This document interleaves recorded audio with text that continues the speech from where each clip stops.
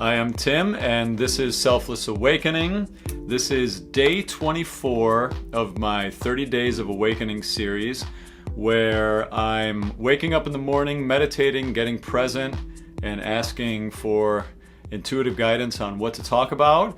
I'm doing a live video over here on Instagram, and so here we go. I have, once again, my partner, my girlfriend Jessie. She's going to be here with me, and today what we're going to talk about is how to understand the difference between your ego, between egoic thinking, and the difference between higher self thinking or intuitive thinking. You might say, some people might say the difference between ego and spirit. How do you find that? But, you know, we can say in whatever language we want.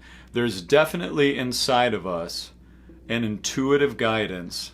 There's some higher smarts inside of us that we can tap into. And there's also an intelligence that can feel a little less smart, you know, and less brilliant, less genius. And I want to talk about that. How do we understand how to really hear the voice, the quiet inner voice of spirit, or inner voice of intuition, or inner voice of God, however you want to call it. So, Jessie, do you have any thoughts to start us off with ways to discern? Okay, great. I do.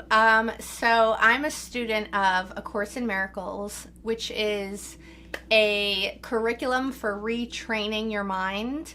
And one of the best ways that I found to discern between the voice of ego and the voice of spirit, and actually I worked with a spiritual teacher several years ago who taught me this. And the idea is that if you fill your mind with the Word of God, in my case, I study A Course in Miracles, you get the sort of feeling tone of what spirit sounds like. So when I wake up in the morning, I'll take 15 to 20 minutes to read these words that are basically words of love, you know, words of encouragement, words of forgiveness, words about, you know, any thought that comes from fear, don't believe it, you know, to sort of simplify it.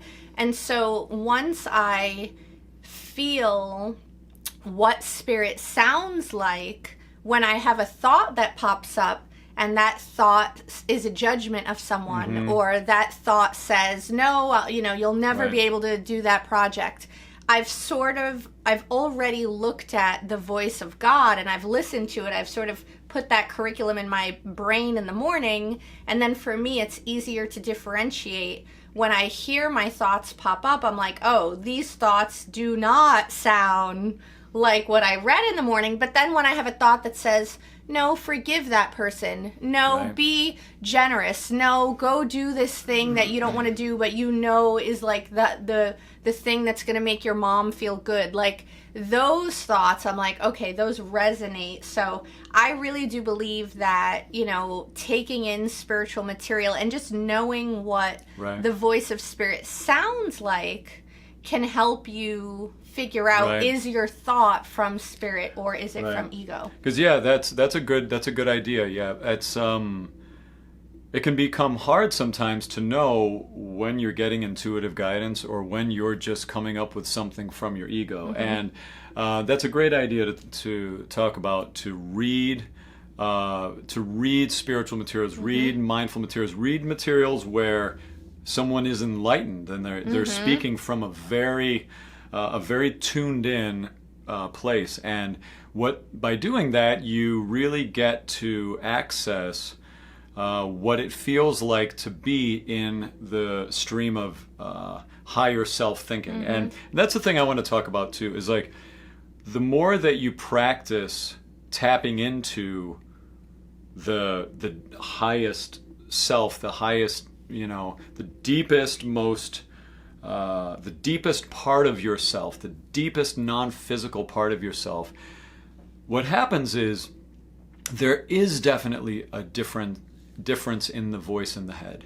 The voice in the head does change when you do access this other thinking. It's like, you know, if you wake up in the morning and you're feeling a little groggy and you maybe had a tough day at work and you wake up and maybe what you were talking about with your boss is still on your mind, and you're kind of carrying it into your coffee in the morning, and your thoughts are spinning in that thinking, and lots of the voice in the head is having ideas spin off of that state of being, that way of feeling. And it's like when you're in that identification of self, inside of that identification with the voice in the head that's feeling like it's carrying a story from yesterday, you can feel that the thoughts, when you're in that state, have a certain feeling to them. It's like you almost can feel it in your body when you're not aligned with that higher self thinking.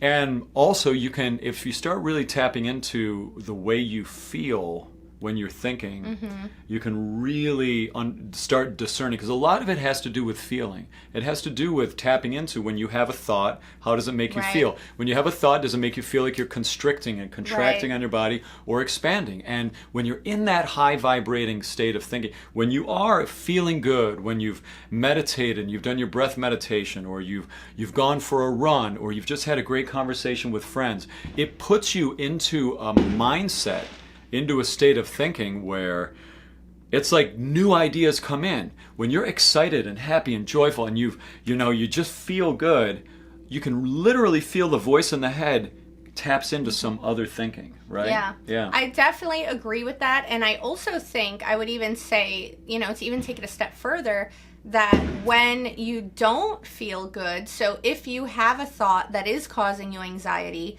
that is causing you sadness, that is causing you, to feel insecure, that really to even question that thought, because it's not true. So if you have a thought that's looping that says something like, I'm not good enough to get that job, or I'm going to be alone forever, and you feel depressed when you think that thought, you feel heavy when you think that thought, like really question that thought, because it's not from spirit, it is from ego, and so you're misperceiving it, and that's an opportunity to shift it. So when you feel negative, that's an opportunity to really ask yourself, what am I thinking right now that's causing this negative feeling in my heart, in my body? What's causing this? And then once you recognize that it's from ego, how can you shift it? Because when you think thoughts from spirit, you feel light, you feel happy, you feel like everything's working out. Even if you're going through obstacles, you still feel like, okay, like everything's working out. There's an order to the chaos. You don't feel, A lot of times, when I feel like I have what I would consider an intuitive idea, or, as Oprah would say, like an aha moment, a revelatory idea, there is a definite physical sensation. It's like, there's an internal feeling of excitement, like a little buzz, a little tingle, a little, oh shit, that's a great idea, or where did that come from? There's like, where does the thought come from? That's one of those magical things about this whole experiment that I'm doing with spirit is it's incredible to think about the idea that the thought was not there, and then all of a sudden a great idea pops in your head, and it's like, and there's a certain signature to that emotional experience, to that physical experience when you feel it, that it, as you pay attention and just asking the question, just start as much as you can. If you're awakening and you're feeling yourself becoming present to yourself as something deeper, something different than the voice in your head, you're starting to wake up to your awareness of yourself as awareness itself. You've got a very powerful seat now to watch the show of your thoughts from. And from there, you can start paying attention, just watch your thinking and observe it. And notice how your thinking changes throughout the day. Your thinking will be different when you're identified with your story. When I'm caught up in Tim, and I'm caught up in Tim's business and Tim's drama, whenever I'm in Tim's drama, there's a certain thinking. Whenever I'm tapped into and really practicing and sitting back in that non-physical self, and I'm able to sit back and look, I'll notice after watching my thoughts for a while that I'm able to see when the thoughts are that higher intuitive And I have on my phone, you can't see now because we are doing a live video. Hello, welcome. We're talking about how to discern, how to know the difference between when you're being led by your ego or when you're being led by your higher self. Okay, so that's the topic, or ego, spirit, however you want to language it, And I can say that the more that we learn how to live out of the identification with the story in our head, out of the identification with the constant thought stream, and we're able to sit back and just watch the thoughts, that is one of the ways that you get able to discern spirit and from ego. You get to discern that because from there you can decide, like, whoa, look at that thought. Whoa, look at that thought. Like, and that's a big part of it. So yeah. Yeah. And I would add too, one thing that I do, one practice that I learn from A Course in Miracles is when I start the day, I set the intention to hear the voice of God. Yep. And from the beginning of the day, one of the first things I do is like, God, I want to hear your voice. I want to see through your eyes, let me view every situation through the eyes of love. So even just setting the intention to tune into that intuitive voice, right, and to, start the day off on the right foot, I think you can even like will it early on. Right. Yeah. And similar, what I'll do is I'll surrender if I've got something on my mind. And I, especially if I feel like I have something that I'm working on, that I'm thinking about, I will, and I can feel that my mind is starting to try to figure it out. Like my mind is getting egoically involved in the decision of it. What I do is I'll catch myself, I'll wake up inside of it a lot of times now, and I'll say, universe, I give this to you. I surrender this to you. And then what I do is, instead of me trying to make it happen, whatever the thing is, instead of trying to figure out, should I call this person back? Should I email? Should I buy this thing? Instead of doing that, what I'll do is just surrender. I go, universe, I give it to you.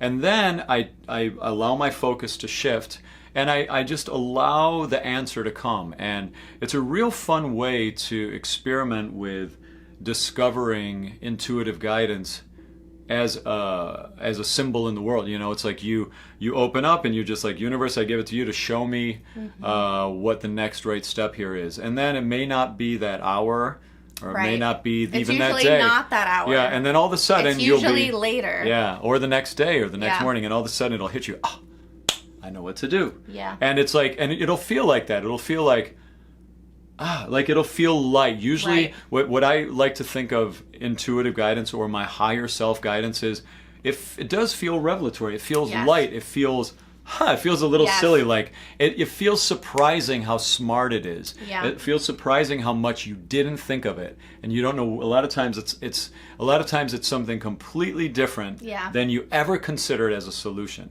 Yes, it's I would say yes, it's often very different. And it's also a lot of the time it gives a great feeling of relief. Yes. Like maybe there's been something you've been stressing about for a week, and then all of a sudden a thought comes to you and all of the stress dissipates. Right. And it's like, that's a thought from spirit. Or you had a fight with your partner and you've been thinking, a thought's been looping about your partner all week, and then all of a sudden something hits you and you realize something in a new way, and you feel light and easy about it. It's like, oh, that thought is from spirit. Right. It has this light feeling of, oh, everything's going to be okay. I always think about the voice of my spirit as, my spirit to me feels like all is well. Like when I think of my spirit, I think of like, Jesse, all is well. It's like that place in me that's just not worried about anything, not trying to control anything. Like that's my ego.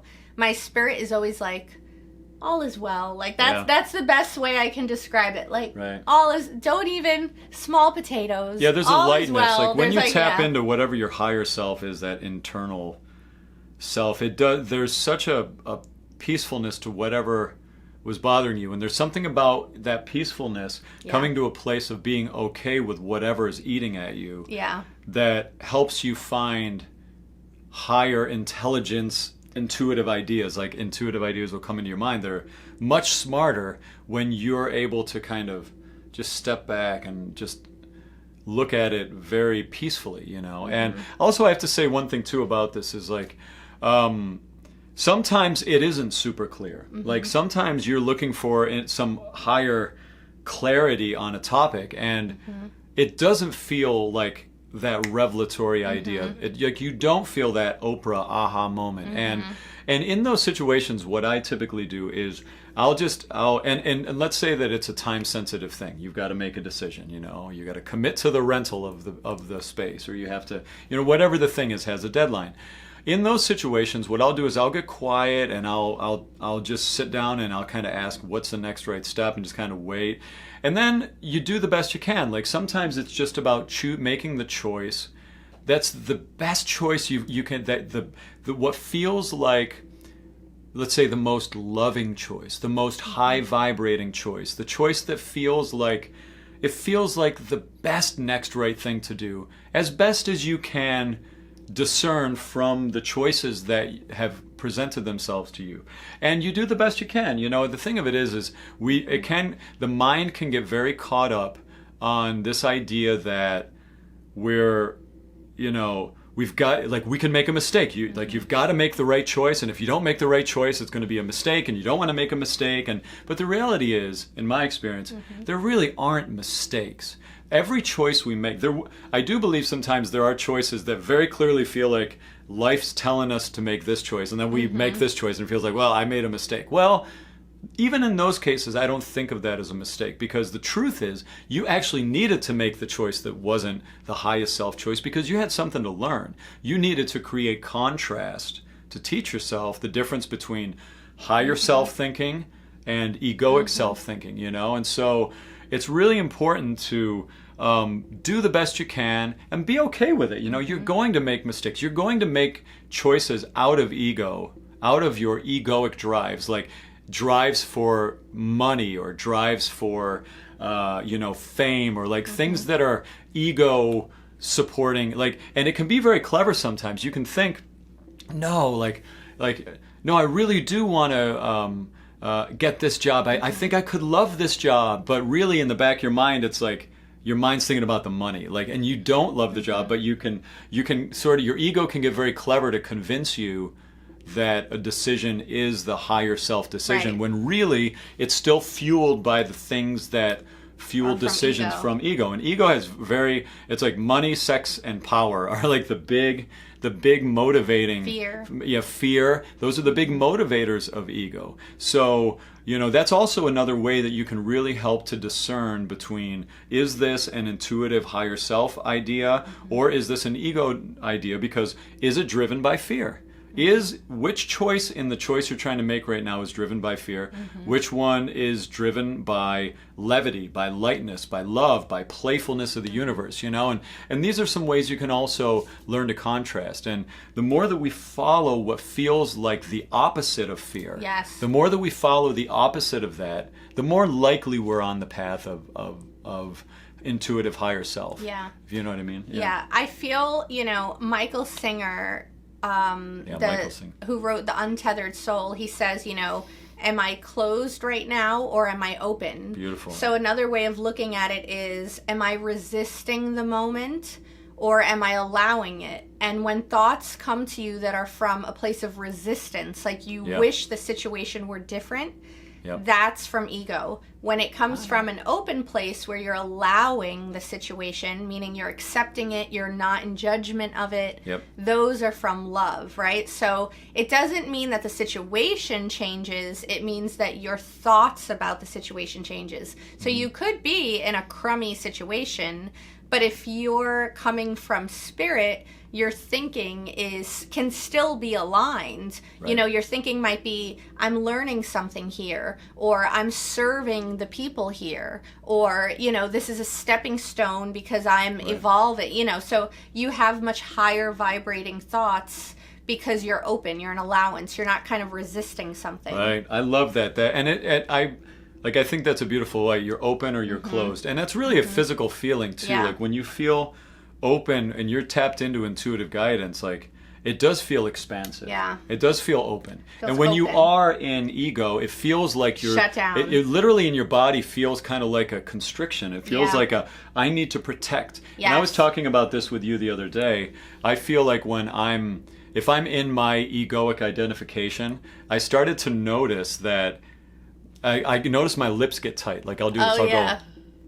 Like I can feel in my body. I'm like, whoa. You're flaring your yeah, nostrils, yeah. It's too. like and think about that idea of constriction. Literally, it's like I'm squeezing. Yeah. And I notice I'm like, whoa, look, I'm holding back right now. I got something Yeah. in there. Yeah, and it's a very open feeling. Yeah. Right. When I'm from ego, I want to withdraw. So I want to be alone. I don't talk a lot. Right. I get in like a hermity feeling. Right. A hermity stage. Yeah. So yeah, and once you actually take note and you're on the spiritual path for a while, you can actually see your patterns. Right. And that's very helpful too. You're like, oh, I know I'm in ego because I've been in ego, 30 other times. Yeah, I know what that looks like. I know what that and looks again, like. Yeah. all of this is It's possible. practice. All of this is possible when you are able to see it. Yeah. And the only way you're able to see it is when you understand that you're not the voice in your head. Yeah. You're the witness of it. You're the awareness. You're the consciousness that's always here, the non-physical emptiness that just happens to be hanging around this bag of meat here Right. with a imaginary person attached to it. Like Right. that's really what you are. And so the more that you can live in that seat and just watch yourself with this loving detachment, be entertained by the show of your thoughts in your mind, that's really where all of the learning begins. Yeah. Anytime we're not there, we're running automated patterns. We're running automated scripts that have been written for Right. us Subconscious. most of them we didn't write ourselves, and we're just running them. But when we sit back, when you're able to, and you practice the deep identification of self with non-physical self, that's when it opens you up to the possibility of all of this learning and all of these tools. I mean, it feels like when you really understand, like for me, like when this almost feels like I have a cheat on life. Like, I mean, it's so clear. I feel more and more clarity in knowing what the next right thing to do is. I don't always do it, but man, I feel more and more clear every single day. Oh, this is intuitive guidance. And I'm not ready to do it, or I am ready to do it, or but every next step feels super clear to me, and it feels like it's getting it's even clearer and clearer and clearer, and it's so much of a surrender, it's so much of a letting go. You can't make the ideas come into your higher self. You have to be your higher self and surrender to the actual. Do the experiment of, universe, I need some help here. I have no idea what to do. Right. I give it to you, and I'm going to just kind of let you figure it out for me because I know you're smarter at figuring things out than I am, and ideas will come. And so do the experiment with it and just start paying attention to when you have an idea that you go, oh my God, like, whoa, where did that come? That's it. Like when you have genius ideas pop in your head, pay attention. Pay attention to how it feels. Likely you're tapped into, Abraham Hicks would say, you're in your vortex. You're tapped into your intuitive guidance. You're aligned with your higher self. And notice when you feel tight, when you feel heavy, when you feel like you're in compulsive spinning thinking. You're not tapped into your intuitive self. And, it's a spectrum thing, of course. It's kind of it's not like I am or I'm not. It's kind of like in my experience, like you can be a higher self, you can be a crazy high self. And I have to say, there's sometimes when I'll be in a state of being where I'll be really buzzing, I'll be really aligned and really in tuned. And I swear, it's like the only thoughts that are coming in my head are video ideas, like just constant ideas of just like ideas of intuitive things to talk about. Look, Hello, sending light and love from Yes, Niagara. hey, that's great. Hi. That's not too far from my old stomping ground out in Buffalo, New York. So, yes, sending love to you out there. Yes, thanks for stopping by. So this is wonderful. So I think that's probably a good place for us to stop now on learning how to discern the difference between egoic thinking and intuitive or higher self thinking or thinking from spirit. And, you know, hope that helps you guys discern. Please leave any comments or questions below about it. And we have another question. Do you have a favorite European country you visited? I don't know. Well, I like the randomness. Yes, that's of a very that random question. But That's yeah, good. I mean, That's I don't know. Do we have? Where's you? What would you say? You've traveled Well, let's see. Favorite. more. I do love Amsterdam, of course. I do love Yeah, Amsterdam. we've I heard like. that. Yeah, we went to Amsterdam last summer, so we had a great time there. But I don't know. I loved Germany. I lived in Germany for a while. I've been to the Czech Republic. That was cool. Greece. I like Greece. Italy. I love Europe in general. So yeah. Oh, great. You just found the YouTube channel today and you like it. Cheers. Thanks so much. I appreciate that. Yeah. Thanks for stopping by and leaving a comment. If you think of any videos you'd like us to talk about, you guys feel free to leave the comment. This is all about, for me, I get such a joy, and I know Jesse does too. We talk about mindfulness, spirituality, how to help people. We read a lot of books on this stuff, and she does coachings as well. If anyone ever wants any coachings, and I don't know. There's something about when it feels like it becomes really clear how to live with these tools and practice these tools and how well they work and how much joy and peace and excitement that can come to life from doing these things. It feels like there's only one thing to do, which is talk about it and share about it, because it's like, how could I know all of these secrets and not share them with the world? So that's a part of this channel there, and it makes me feel good. Yes. Yeah. So. And we got a question. Are you familiar with Shakti Gawain? I did read Shakti Gawain's book entitled Creative Visualization, and I highly recommend it. If you have not read Shakti Gawain's book on how to manifest by visualizing, it is a great book. So yes, I have read that book. Wonderful. So, yay, good. Yes. Good. So, all right, well, we're going to stop there for tonight. We're going to get back to our Saturday adventures. But this was day 24 of my 30 Days of Awakening series. I'll be on tomorrow for day 25. And again, today was about discerning the difference between ego and higher self-guidance, or ego and spirit. So thanks for hanging in and stopping by, everybody. Sending you all so much love and support. And if there's anything we can do, feel free to reach out, okay? Cheers.